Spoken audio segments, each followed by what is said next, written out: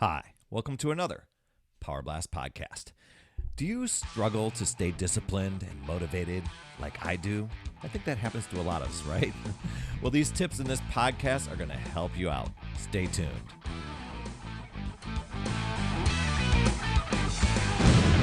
Hey there, my friend. Perry Tinsley here, creator of the Power Blast podcast, The Power of Possibility, Passion, and Purpose. Power message for the day. Let today be the day you give up who you've been for who you can become. That's from Hal Elrod. Little power message to start us off today, and we're going to talk about discipline. I thought about putting, what the title would be for this podcast or the subject. And when I talk about discipline, a lot of times people think, "Oh my gosh, that's just so boring. That just takes too much work. Discipline, it's focused, and it's just taking me out of my free flow vibe, right?" But for years, I failed at getting in shape, and it could have been prevented if I'd have just learned some strategies sooner. And I kind of avoided the discipline stuff, but I realized that the number one trait I needed to develop was self-discipline. And I know a lot of times people think, take that as willpower, but that's something totally different here. With discipline, and I'm going to give you some great strategies, great tips today. But it sounded to me like it was so boring. It was structured. It kind of sounded bossy. And I wanted flexibility. I wanted fun. So I went on a search and I learned some things over the years. Easy ways to, keep it flexible. Now, discipline, it does take some focus, does take some work. And, but when you want to get some results and keep the results, that's when that motivation is going to have you showing up day after day.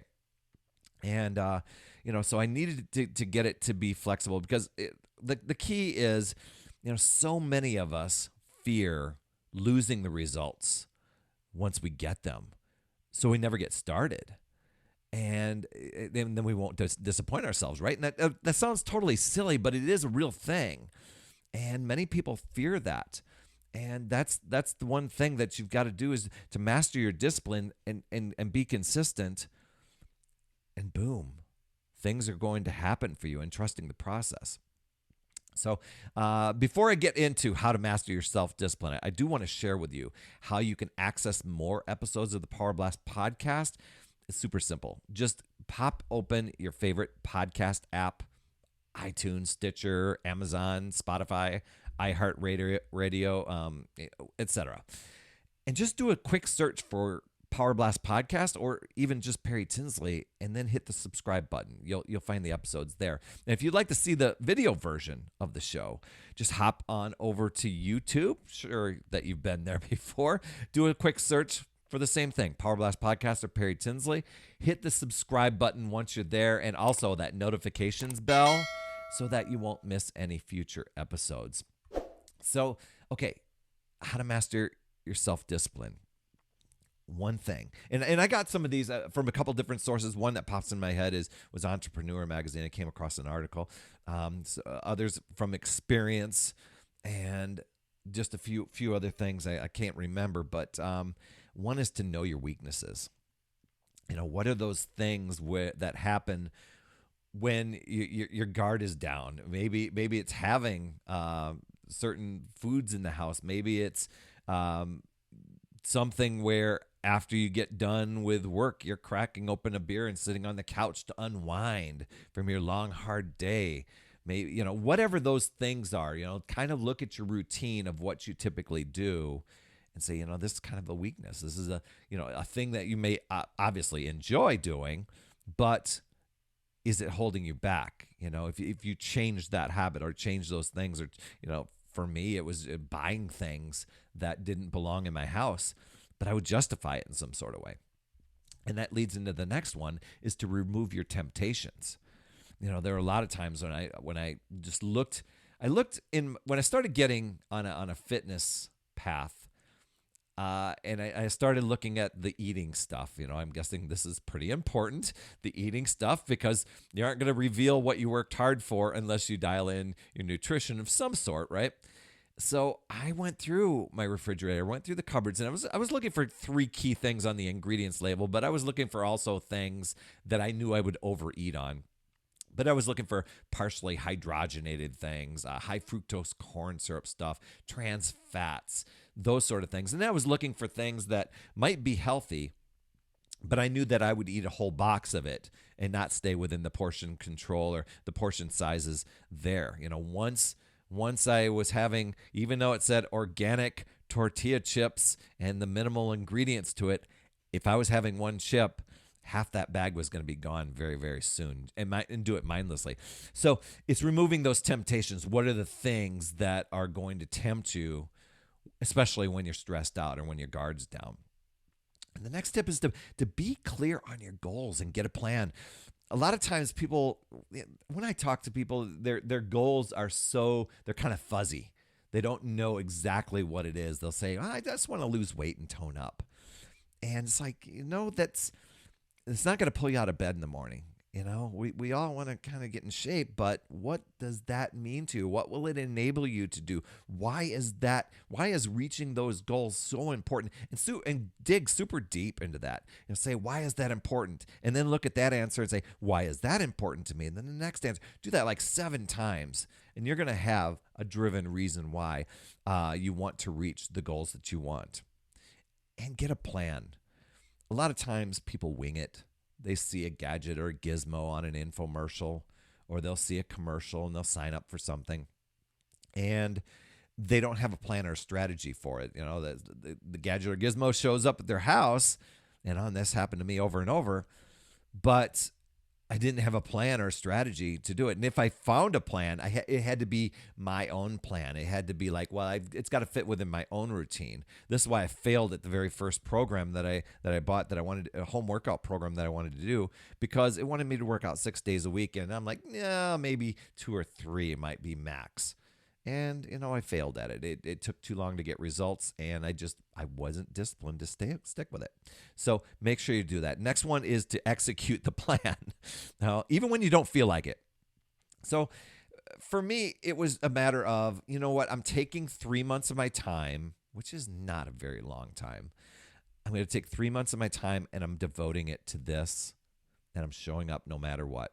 At the end of 3 months, I'll decide whether I want to continue, change it, or if it didn't work. And sure enough, sticking to a plan not only gave me results, it blew me away at what I could achieve. I actually had gotten back to a weight and conditioning I was 13 years prior. That was almost like 1 week of showing up in this program took me back 1 year in time. It was just crazy. But it's executing the plan. And if you could follow it as designed and not tweak it too much, you're going to have that. If you're going to a gym and there's a trainer that's laid out a plan for you, or some sort of system, a lot of times people just wing it. What do I feel like today? And if the answer is I don't feel like doing anything, chances are you're not going to do anything. And then the next tip is to create simple, doable habits and do them as a consistent routine. Now, at the end of this podcast, I'm going to give you a free download that you can go and start creating some of those habits. But it's creating a daily routine, even if it's like 2 or 3 things. For my routine, the way I did it was, when I commit to this, I'm committing to my 90 days, I'm going to do it right after work.